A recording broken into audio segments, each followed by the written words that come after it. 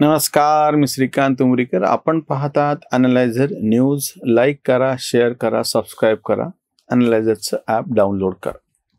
आम्ही व्हिडिओ करतो तेव्हा आमचे काही तथाकथित पवार प्रेमी, उद्धव प्रेमी, राहुल प्रेमी असे जे काही प्रेक्षक आहेत त्यांचा सगळा तिळपापड होतो.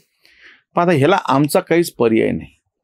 राहुल गांधी, उद्धव ठाकरे, संजय राऊत, सुषमा अक्का अधूनमधून आणि आता स्वतः पवार साहेब हेच असं काही मटेरियल देतात, त्याला आम्ही काय करावं?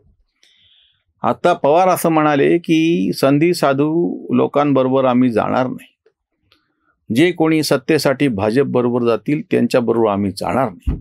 ह्याच्यासारखं तर दुसरं अक्षरशः पोट धरून हसावं. अगदी शेंबड्या पोट्याला, याला अजून हागणं मुतणं पण कळत नाही, त्याही पोट्याला कळल इतकं हास्यास्पद दुसरं काही वाक्य नाही.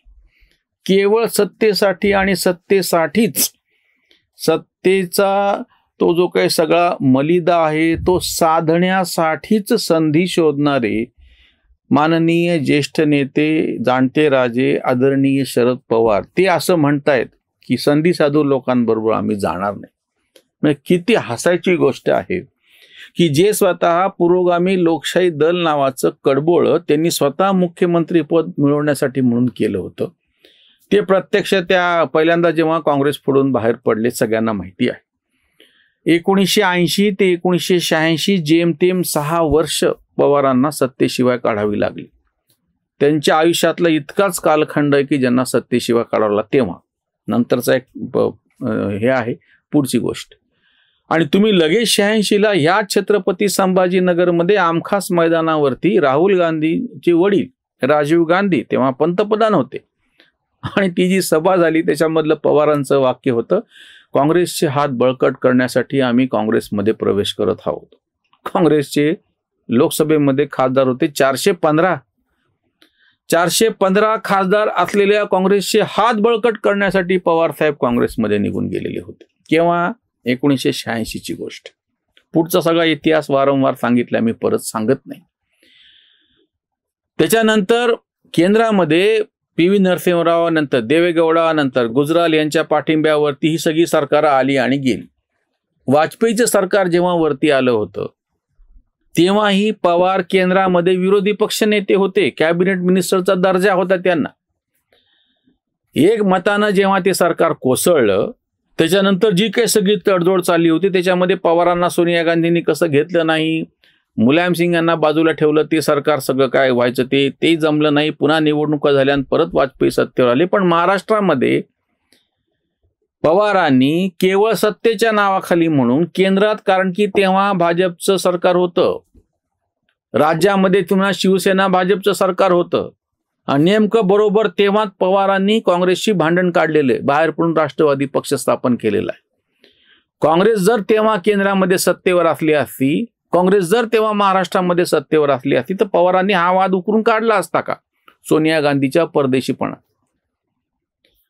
आश्चर्याची गोष्ट म्हणजे सोनिया गांधींनी काँग्रेसचं अध्यक्षपद स्वीकारावं हे म्हणणाऱ्या शिष्टमंडळात स्वतः शरद पवार होते आणि ते आता असं सांगायला लागलेत की आम्ही संधी साधूपणा सत्तेसाठी करणार नाही. सौ चुहे खाके बिल्ली चली हाचको असं जे म्हणतात तसं सगळं झाल्याच्या नंतर आणि आता सत्ता मिळत नाहीये म्हणल्याच्या नंतर तुम्ही असं म्हणता की आम्ही सत्तेसाठी तडजोड करणार नाही. तडजोड करायला तुम्हाला विचारतायच कोण? आत्ताची परिस्थिती अशी आहे, केंद्रात म्हणजे लोकसभेमध्ये तुमच्याकडे 8 खासदार आहेत, राज्यामध्ये तुमच्या हातामध्ये 10 आमदार आहेत, सगळे मिळून 18. ह्या 18च्या जीवावरती तुम्ही कुठंतरी सत्तेच्या स्थापनेसाठी काहीतरी त्याच्यामध्ये उपयोगाला होऊ शकेल अशी संख्या आहे का?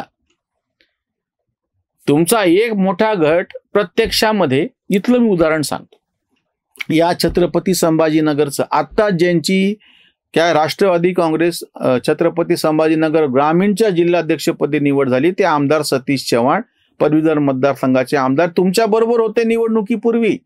त्यांनी निवडणूक लढवली आणि 15 दिवसामध्ये ते निवडणूक हारले आणि लगेच ते पुन्हा अजित पवारांकडे निघून गेले.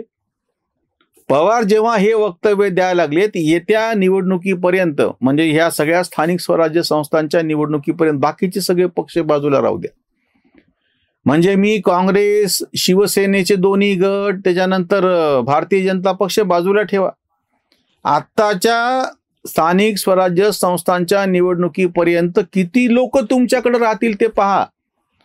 जास्तीत जास्त लोक सत्तेच्या आश्रयासाठी म्हणून अजित पवारांकडे निघून जातील. ते राष्ट्रवादी काँग्रेस हे नाव आणि चिन्ह त्यांच्याकडे.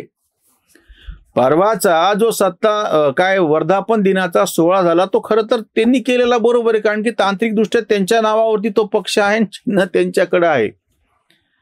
भाजप बरोबर जाणाऱ्यांबरोबर आम्ही जाणार नाही असं म्हणणाऱ्या शरद पवारांनी याचं उत्तर द्यावं की बहुतांश कार्यकर्ते, पवार काय म्हणाले, त्यांचं असं वाक्य आहे, मला सोडून घेणारे 90% पराभव झाला.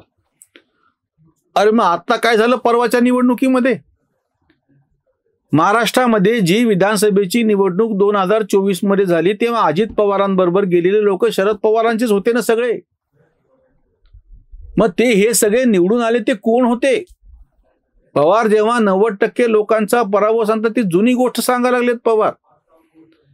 आश्चर्याची गोष्ट म्हणजे अशी की जे फॉर्म्युला पवारांनी स्वतः प्रत्यक्ष कृतीमध्ये आणला होता तोच त्यांच्या पुतण्याने अवलंबला.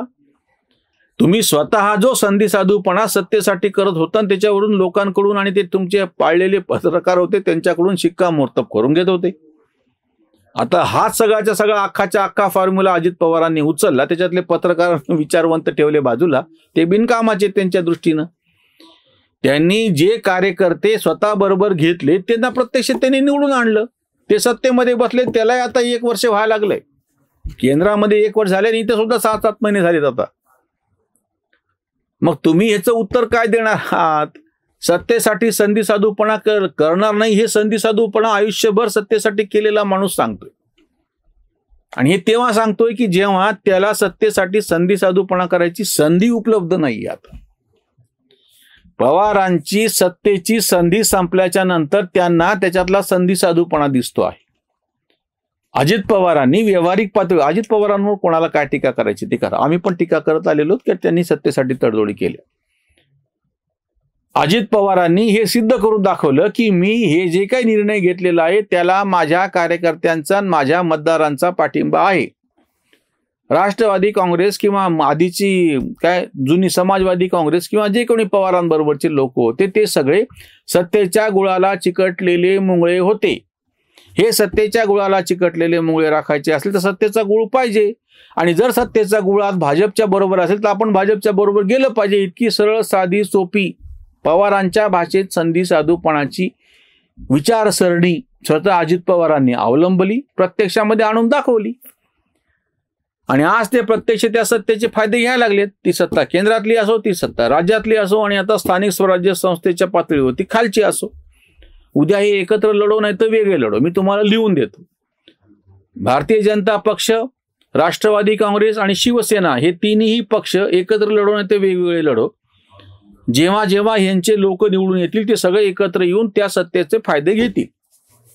आता जे दुसरे पक्ष आहेत, काँग्रेस असो, राष्ट्रवादी काँग्रेस शरदचंद्र पवार गट असो, उबाठा शिवसेना असो, हे सगळे, वंचित बहुजन असो, अपक्ष असो, हे सगळे सुद्धा उद्या प्रत्यक्ष त्या त्या ठिकाणच्या सत्तेसाठीच एकमेकांकडे तिकडे सत्तेकडे निघून गेले तर आश्चर्य वाटून घेऊ नका. पवार जे वाक्य बोलतायत सत्तेसाठी संधी साधूपणा करणार नाही, त्याचा अर्थ इतकाच होतो की पवारांना आता सत्तेसाठीची संधीच उपलब्ध राहिलेली नाही. इथेच थांबूयात. धन्यवाद.